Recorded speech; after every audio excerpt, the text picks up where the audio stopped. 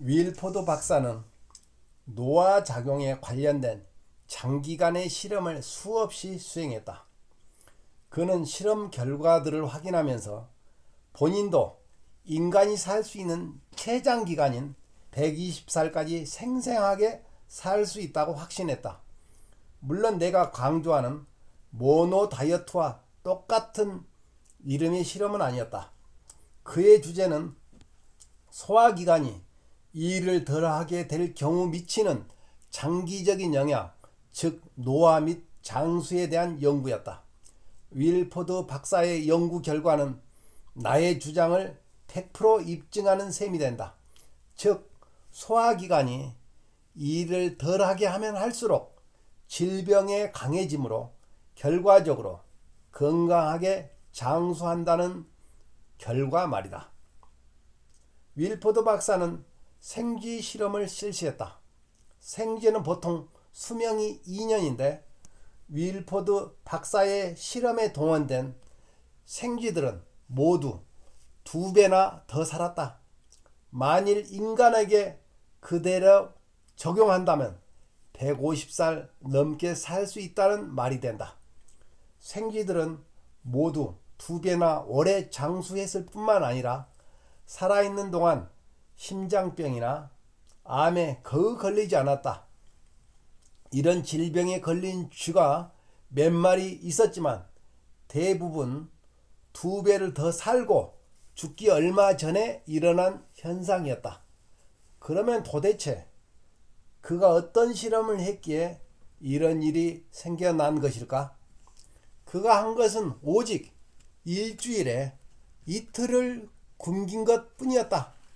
그 외에는 아무것도 한 일이 없었다. 약물도 없었고 주사도 주지 않았고 마술을 부린 일도 없었다. 일주일에 이틀 동안 소화기관에 휴식을 준 결과 모두 2배를 더 살았고 그 병에 걸리지 않은 것이다. 이것은 충격적이다 못해 감격적이다. 여러분은 그렇게 생각하지 않는가? 윌포드 박사는 현재 80대인데 일주일에 이틀을 단식하며 건강한 채로 질병 없이 살고 있다. 윌포드 박사의 실험은 자연위생학 지지자들의 주장과 완벽하게 일치한다. 음식을 먹고 그것을 소화하고 거기서 파생된 독소를 배출하는 것이 다른 모든 신체 행위보다 더 많은 에너지를 소비한다는 사실 말이다. 독소 배출에는 에너지가 많을수록 더 건강하다는 것을 아는 것이 핵심이다. 바로 정기적인 모노 다이어트의 핵심과 일치한다. 자연현상을 보면 확연하게 알 수 있다. 치료에 쓰이는 에너지를 확보하기 위해서 소화기관이 쉬려고 노력하는 것은 일반적인 자연현상이다. 농장에서 일하는 사람이나 동물들과 시간을 보내본 사람들은 이 현상을 쉽게 눈치챌 수 있다.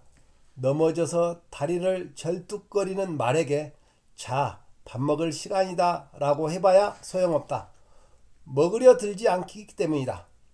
소나 말이나 양이나 돼지를 키우는 사람들도 동물이 아플 때는 거의 먹지 않는다는 사실을 잘 안다.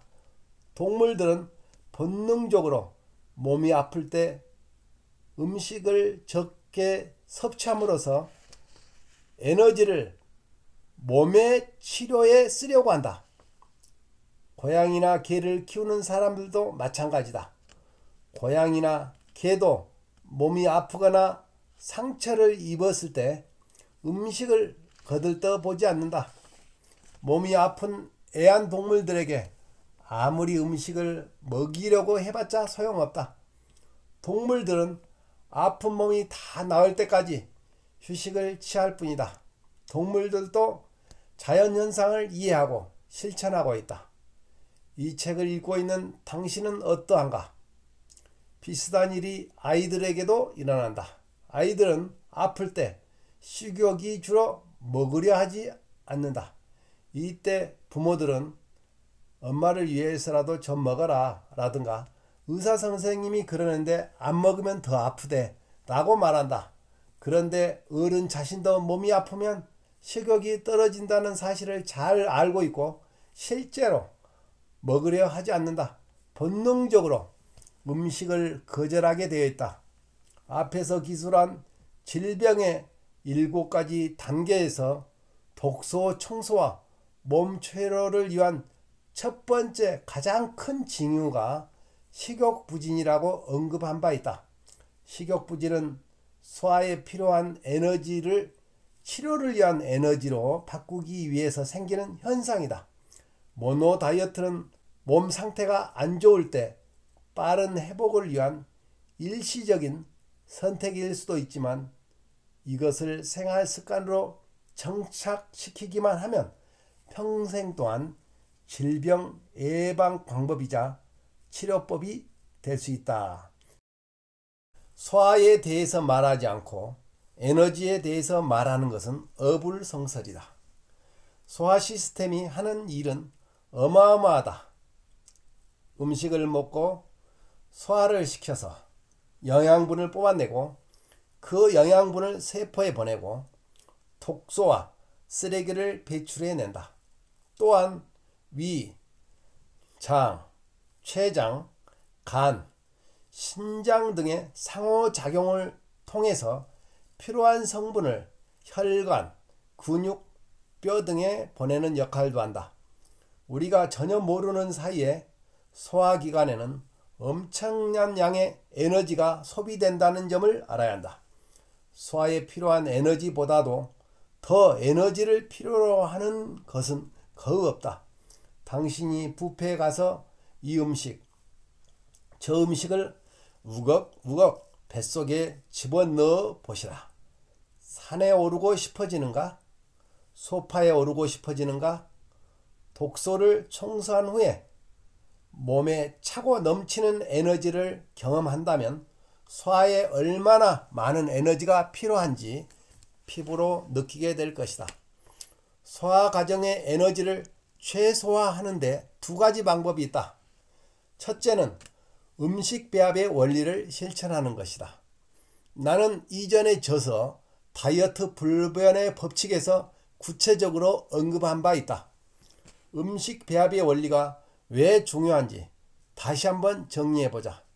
우리가 일상적으로 먹는 음식 중에서 단백질 그룹, 즉 고기, 계란, 생선, 우유, 유제품 등이 있고 탄수화물 그룹, 감자, 쌀, 빵, 국수 등이 있다. 단백질이든 탄수화물이든 모두 농축된 음식이기 때문에 소화에는 상당한 에너지가 필요하다. 그러나 과일과 채소는 농축되지 않았기 때문에 소화에 필요한 에너지가 거의 없다. 단백질이 위에 들어가면 소화를 위해서 산성화된 소화액을 필요로 한다. 탄수화물이 위에 들어가면 알칼리성 소화액을 필요로 한다. 중고등학교에서 화학 수업을 들어본 사람이면 이 말이 무슨 말인지 눈치챘을 것이다.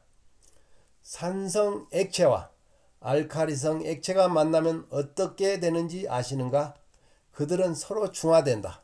예를 들어 고기와 감자를 함께 먹었을 경우, 생선과 밥을 함께 먹었을 경우, 닭고기와 국수를 함께 먹었을 경우 단백질과 탄수화물은 서로 섞이게 되고 소화액도 중화된다.